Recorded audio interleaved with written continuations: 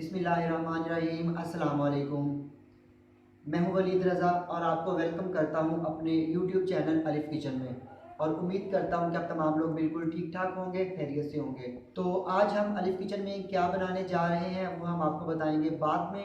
लेकिन उससे पहले अगर आपने अभी तक मेरा यूट्यूब चैनल अलिफ किचन सब्सक्राइब नहीं किया तो उसे जल्दी से सब्सक्राइब कर लीजिए और साथ ही साथ बेल आइकन को प्रेस करना मत भूलिएगा, ताकि मेरी जितनी भी लेटेस्ट रेसिपीज़ हैं वो जल्द से जल्द आपको मिल सके।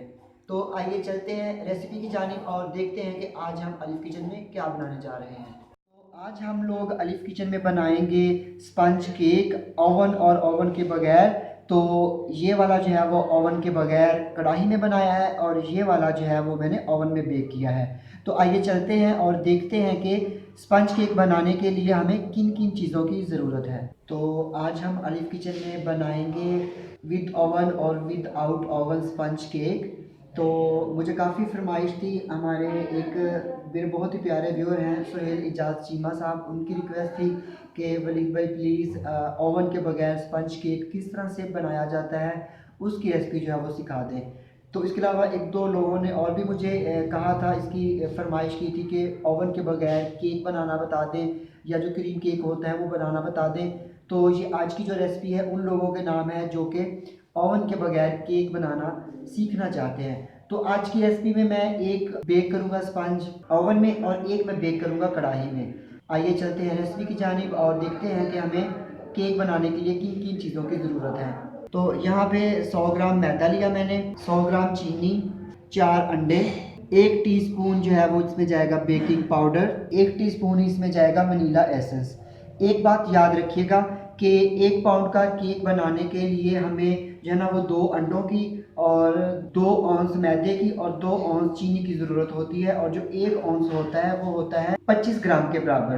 तो इसमें 4 अंडे हैं, तो 25 को 4 से मल्टीप्लाई करेंगे तो 100 ग्राम मैदा और 100 ग्राम इसमें जाएगी चीनी। तो इसके साथ ये 2 पैन है मेरे पास, जिनको मैंने लाइन करके पेपर के साथ और ऑयल से ग्रीस कर लिया है। आप भी ऑयल के साथ या बटर के साथ इसको ग्रीस कर लीजिएगा। सबसे पहले मैं क्या करूँगा, यहाँ पे मैंने एक जो है वो प्लेट ले ली, कोई डिश ले लें, बाउल ले लें, उसमें मैं सबसे पहले मैदे को छान लूँगा।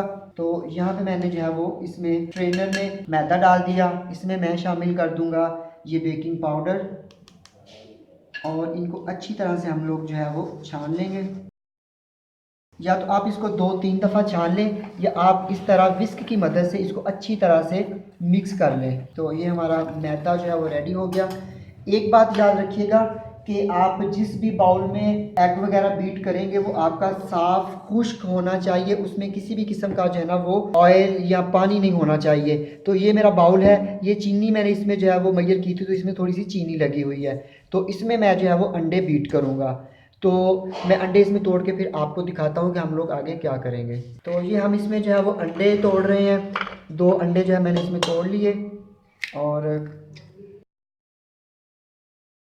तो ये मैंने इसमें अंडे जो है वो तोड़ दिए और इसमें मैं शामिल कर दूंगा चीनी। यहाँ पे चीनी और अंडों को जो है वो मैं 4 मिनट के लिए बीट करूँगा। तो एक दफ़ा मैं स्टार्ट करके बता देता हूँ, तो फिर उसके बाद हम लोग इंशाल्लाह मिलेंगे 4 मिनट के बाद।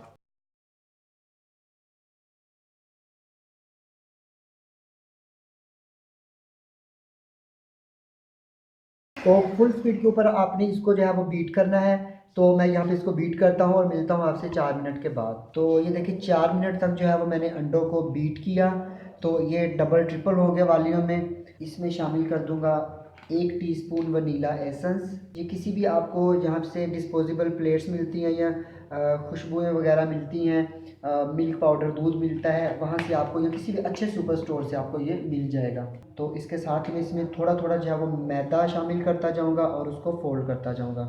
एकदम से मैदा इसमें नहीं डालिएगा, वरना क्या होगा कि मैदा सारा नीचे जाकर बैठ जाएगा। और कभी भी इसको आपने जो है वो तेज़ी तेज़ी से या सख्त हाथों से आपने इसको फोल्ड नहीं करना, मिक्स नहीं करना। ये देखें हल्के हाथ से आपने इसको क्लॉक वाइज जो है वो इस तरह करके आपने इसको मैदे को अंडों के बैटर में जो है वो फोल्ड करना है, क्योंकि इस तरह जो इसमें एयर बबल्स बने होते हैं अगर वो ख़त्म हो गए तो आपका जो केक है वो कभी भी राइज नहीं होगा। ये देखें थोड़ा थोड़ा इसमें मैदा शामिल करते जाएं और उसको फोल्ड करते जाएं।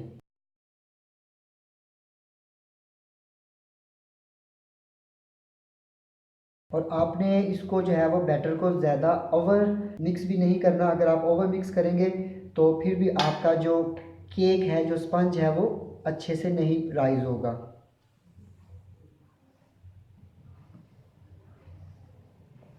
हल्के हाथों से इसको फोल्ड करते जाएं, हाथों की डायरेक्शन देखें क्लॉकवाइज। कभी भी आपने उल्टा सीधा इधर उधर से आप लोगों ने इसमें मैदा मिक्स नहीं करना।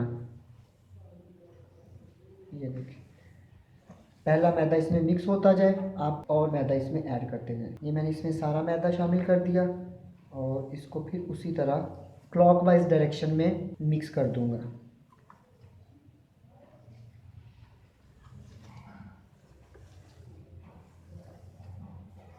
तो अगर आपको इसमें किसी बात की समझ नहीं आती, कुछ पूछना चाहते हैं या कुछ रिक्वेस्ट करना चाहते हैं, तो कमेंट बॉक्स में लिखना मत भूलिएगा। ये हमारा जो मैदा था अंडे और चीनी के मिक्सचर में अच्छी तरह से हल हो गया। ये देखें, ये देखें। तो अब मैं इसको पैन में डालूंगा, दोनों पैन में डिवाइड करके, इक्वली डिवाइड करके डाल के एक को मैं ओवन में बेक करूंगा। ओवन को मैंने प्री हीटिंग पे लगा दिया था। मैं इसको बेक करूंगा 180 डिग्री सेल्सियस पे। तो यहाँ पे डालूंगा एक पैन में और ये डालूंगा मैं।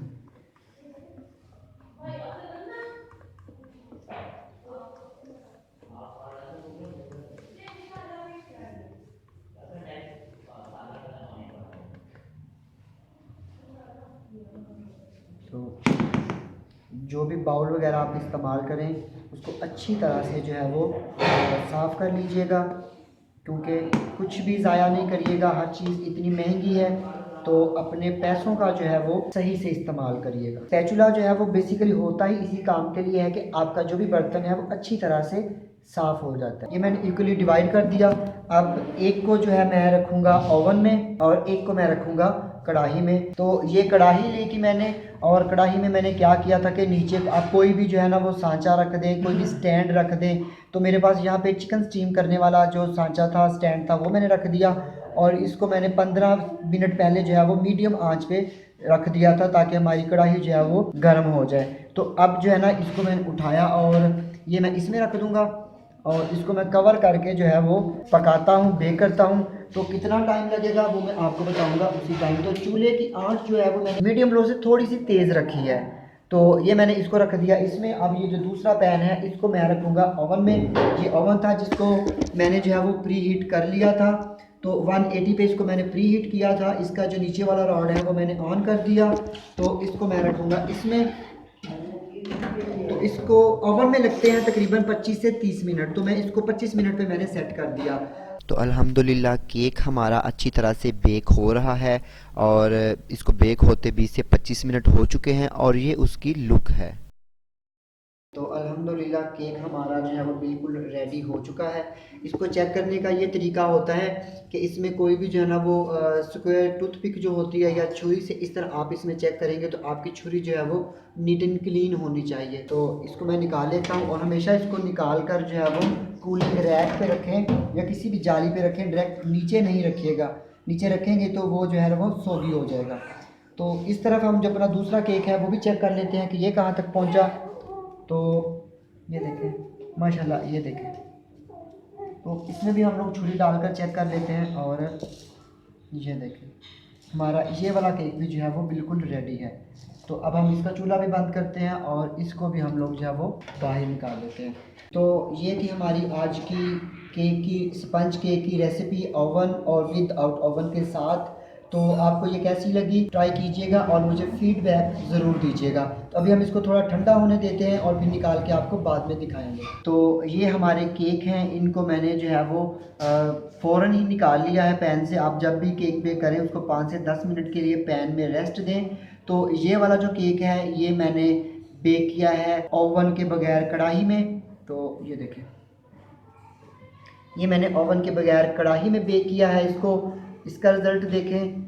और उसके अलावा ये वाला जो केक है ये मैंने देखें कितना स्पंजी है और ये मैंने बेक किया है ओवन में। तो ये हल्का सा जो है ना ये इसका कलर थोड़ा ज़रा डार्क हो गया है। तो ये केक है ओवन और विदाउट ओवन के बगैर। तो आप ये मेरी रेसिपी ज़रूर ट्राई कीजिएगा और फिर मुझे बताइएगा, फीडबैक दीजिएगा कि आपने अगर ये केक बनाया है तो आपका जो है वो आउटपुट कैसी निकली है। तो अगर आपको ये रेसिपी पसंद आती है तो लाइक कीजिएगा, कमेंट कीजिएगा और अपने फ्रेंड्स और फैमिली मेम्बर्स के साथ शेयर करना मत भूलिएगा। तो इसके साथ ही अलिफ किचन से वलीद रज़ा को इजाज़त दीजिए। इंशाल्लाह नेक्स्ट टाइम एक बहुत ही ज़बरदस्त और मज़े की रेसिपी के साथ दोबारा फिर से हाजिर होऊंगा। तब तक के लिए अल्लाह हाफ़िज़।